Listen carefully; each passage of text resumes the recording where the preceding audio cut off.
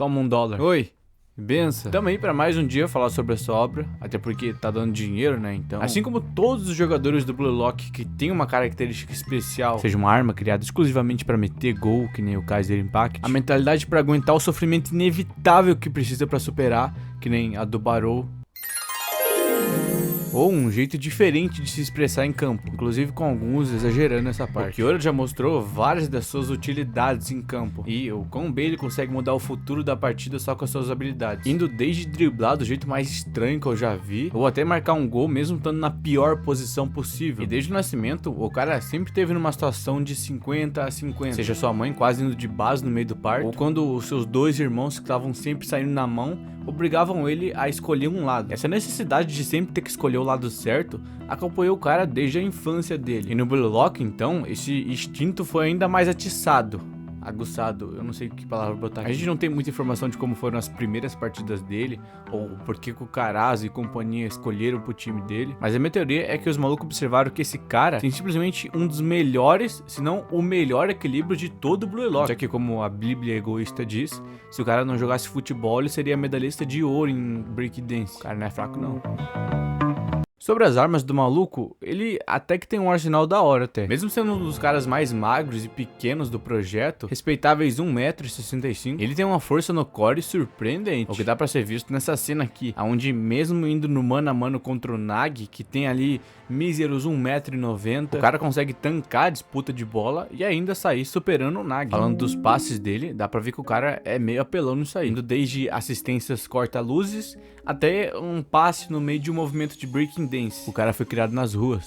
O estilo de drible do Kiora envolve toques leves na bola com rápida sucessão, seja lá o que isso significa. Os seus pés tocam a bola tantas vezes e mudam a direção tão rápido que fica bem difícil pro inimigo prever o seu próximo movimento. Algo parecido com as fintas do Ness, sabe que ele usa o tornozelo ali pra controlar a bola certinho. Mas o que a gente realmente tem acesso à trajetória do cara no Blue Lock é a partida de 4v4 do time dele contra o time do Nag, lá na segunda seleção. Depois de ter acidentalmente entrado na sala que o Seichiro tava treinando e achar que aquele era o lugar que os seus companheiros de time tinham marcado pra praticar, o Kiora simplesmente vai lá e começa a mexer com o Nag, primeiro roubando a bola dele, depois desnorteando o cara ali, e depois indo num X1 sem nenhum medo contra esse gigante aí. Engraçado como no mangá principal, o ponto de vista do Isagi não dá a mesma sensação que esses ângulos aqui do spin-off. Tipo, olha isso, esses caras parecem muito maior aqui. Mas voltando pro que interessa, usando toques rápidos e esse controle estranho da bola, o cara vai usando fintas pra ir tirando o Nag da marcação, o que dá nessa disputa de força aí. Só que mesmo estando em clara desvantagem contra esse gênio, Kiora usa os dois braços pra se apoiar no chão e ganhar força suficiente pra sair do Nag, impedindo o cara de roubar a bola dele e finalizando lá onde a coruja dorme. Eu duvido que você já tenha escutado esse termo. Aí depois disso, os coadjuvantes aí entram na sala pra primeiro chamar a atenção do lerdão que tinha escolhido o lugar errado, e segundo, bulinar o Nag. Esses delinquentes ficam cheios de marra falando pra não incomodar o Nag, porque era feio ir atrás dos fracos, chutando a bola na cara do Seichiro e dando um chapéu no cara a troco de nada, pra no fim levar esse jump scare aí e serem chamado pra um X1 franco sem perder a amizade. E depois de alguns painéis explicando o que tava acontecendo pro lado do réu, que sinceramente ninguém liga, a partida enfim começa. Mas eu não vou estar explicando ela toda aqui. Se você tiver a fim de ver, é só assinar o meu membro, que eu vou estar dando uma cobrida ali. Eu só não sei quando, mas uma hora isso vai rolar. Fica ligado. O ponto aqui é que a gente pode ver o quão apelão esse cara pode ser no meio de campo. Começando com o cara para um foguete do Barrow que ia em direção ao gol, enquanto faz um parkour ali no ar como se não fosse nada. Depois parte pra ofensiva deitando o Nag pela segunda vez e por fim mete uma assistência que passa por esse linguarudo e chega aos pés do ninja, que só é impedido de finalizar graças aos antetos. Aí de resto o cara não faz muita coisa não.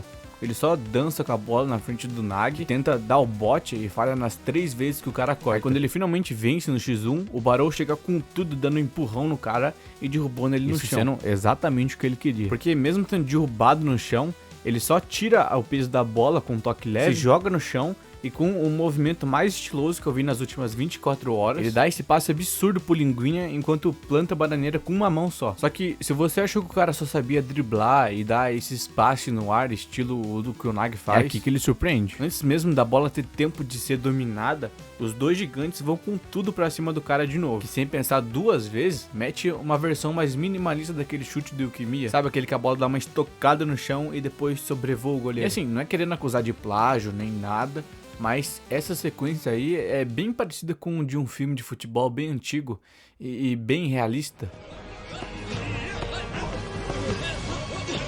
Mas é maluco que mesmo tendo metade do tamanho dos caras, o Kyoto consegue botar eles pra mamar todas as vezes que a disputa de bola acontece. E reforçando aqui sobre como a mentalidade do cara funciona, além dele sempre ter sido forçado a escolher um lado, o Kyoto tende sempre a se aliar ao cara mais quebrado da situação, já que se esse maluco acabar vencendo, a culpa vai ser toda dele. E de todas as vezes que ele teve que passar por essa situação, sem dúvidas, a mais importante acontece agora.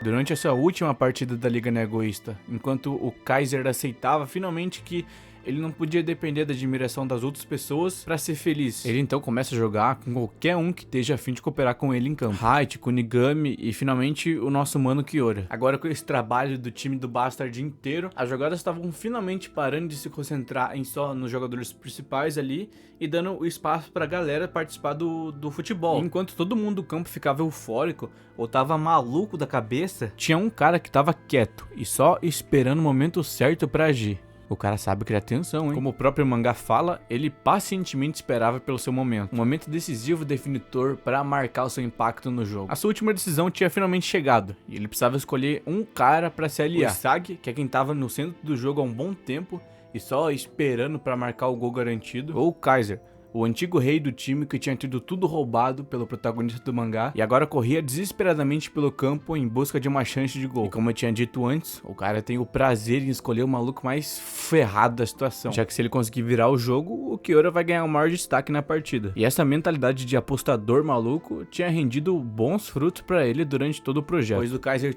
cortar o passe do Ness, a bola finalmente chega aos pés do protagonista desse vídeo. O Isagi corre em direção ao lugar mais livre do campo e o Kaiser para o ambiente mais desconfortável que possa ter na partida. E com um passe extremamente calculado e refinado, ou simplesmente muita sorte, a bola que parecia estar indo em direção ao Yoichi começa a girar na direção oposta, criando uma força contrária no chão, o que acaba deixando a pelota exatamente parada na frente do Kaiser. Dessa vez, com certeza, graças à sorte, como o mangá sugere com essa peça enorme aí, o Kaiser dá finalmente esse chute que ele estava querendo dar a partida inteira. A bola consegue um efeito de giro no ar absurdo, os painéis são simplesmente cinema, e a pelota finalmente entra no gol sem dar nenhuma chance pro goleiro. Bom, quando o Hiyori entrevista o Kyori, perguntando o porquê dele ter passado a bola pro Kaiser, ele dá a resposta que eu já tinha dito aí atrás, então eu não vou ficar me repetindo. Aí o Isagi pergunta pra ele se a partir de agora outra panelinha vai ser criada ali no Bastard, e ele responde que assim como o número que tá escrito na camiseta dele, o cara só é fiel à sacanagem, e é a depender dos riscos e retornos da decisão